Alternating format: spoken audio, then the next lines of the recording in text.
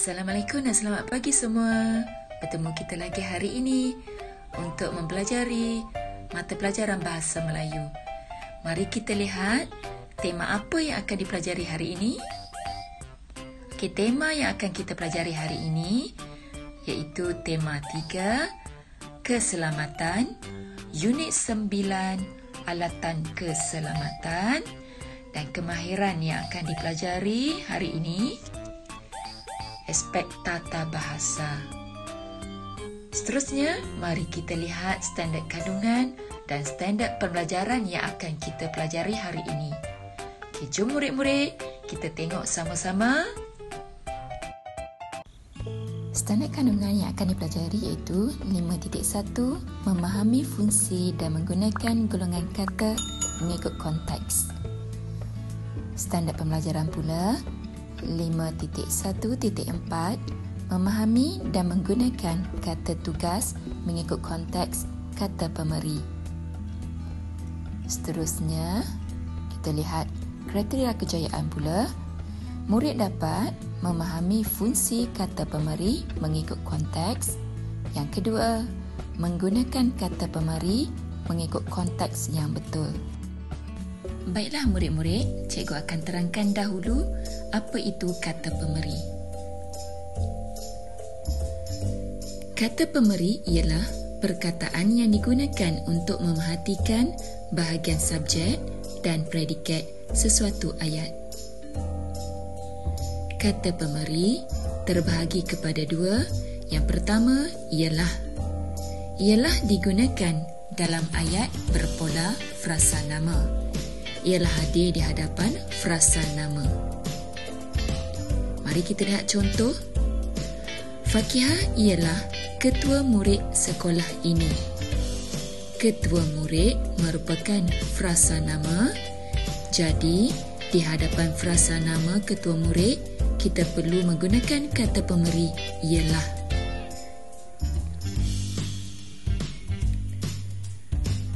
Kata pemberi kedua adalah digunakan dalam ayat yang berpola frasa adjektif dan frasa sendi nama.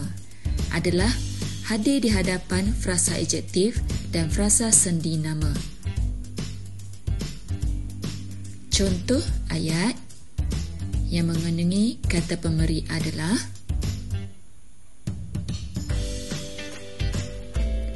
teh herba yang diminum oleh ibu adalah baik untuk kesihatan. Baik untuk kesihatan merupakan frasa adjektif.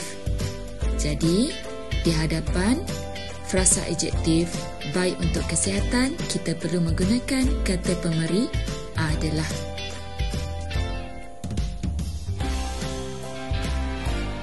Contoh ayat yang kedua, tarikh kejohanan olahraga sekolah kita adalah pada 25 September tahun ini. Pada 25 September tahun ini merupakan frasa sendi nama. Oleh itu, di hadapan frasa sendi nama, kita perlu menggunakan kata pemberi adalah. Adalah digunakan pada frasa adjektif dan frasa sendi nama. Yang tu jangan lupa ya murid-murid. Sekarang kita lihat buku teks Bahasa Melayu jilid 1. Lihat muka surat 57. Mari baca bersama-sama cikgu murid-murid. Peringat sebelum kena. Yime, Fatin dan Dashini berbual-bual sambil membaca akhbar dalam talian di halaman rumah Fatin. Peringkat pertama, Johor Bahru, 6 Mac. Kecederaan ketika menggunakan telefon bimbit yang sedang dicas berlaku lagi. Mangsa terbaru ialah seorang suri rumah.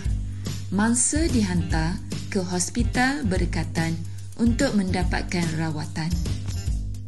Mari kita lihat ayat yang bergaris berwarna oranye.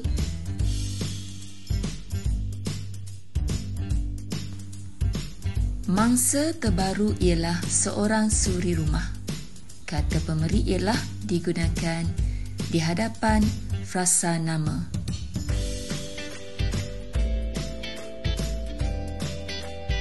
Seterusnya, mari kita baca perenggan kedua.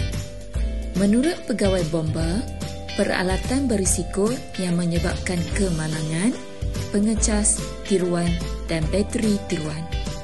Penggunaan pengecas yang telah diubah suai juga adalah sangat berbahaya. Mari kita isi sama-sama tempat kosong. Menurut pegawai bomba, peralatan berisiko yang menyebabkan kemalangan, pengecas tiruan dan bateri tiruan. Apakah kata pemeri yang sesuai kita nak gunakan untuk mengisi tempat kosong ini, murid-murid? Kita lihat perkataan selepas tempat kosong. Pengecas tiruan dan bateri tiruan. Pengecas tiruan dan bateri tiruan merupakan frasa nama. Jadi di hadapan frasa nama kita menggunakan kata pemeri ialah.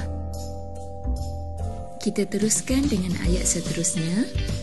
Penggunaan pengecas yang telah diubah suai juga adalah sangat berbahaya. Kita lihat perkataan yang berwarna hijau. Sangat berbahaya merupakan frasa adjektif. Maka kita perlu menggunakan kata pemeri adalah di hadapan frasa adjektif sangat berbahaya.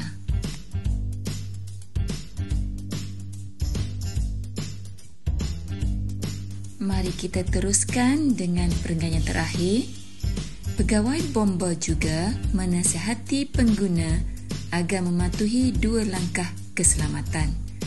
Langkah pertama, pengguna perlu merujuk manual sebelum mengecas. Untuk menjawab soalan ini, kita perlu melihat perkataan selepas tempat kosong. Perkataan selepas tempat kosong, pengguna perlu merujuk manual sebelum mengecas. Pengguna merupakan frasa nama, jadi jelaslah kita boleh memilih kata pemeri ialah untuk mengisi tempat kosong. Kita lihat ayat seterusnya. Langkah kedua pula adalah dari segi penggunaannya. Perkataan yang berwarna biru merupakan frasa sendi nama. Oleh itu, kita menggunakan kata pemeri adalah di hadapan frasa sendi nama.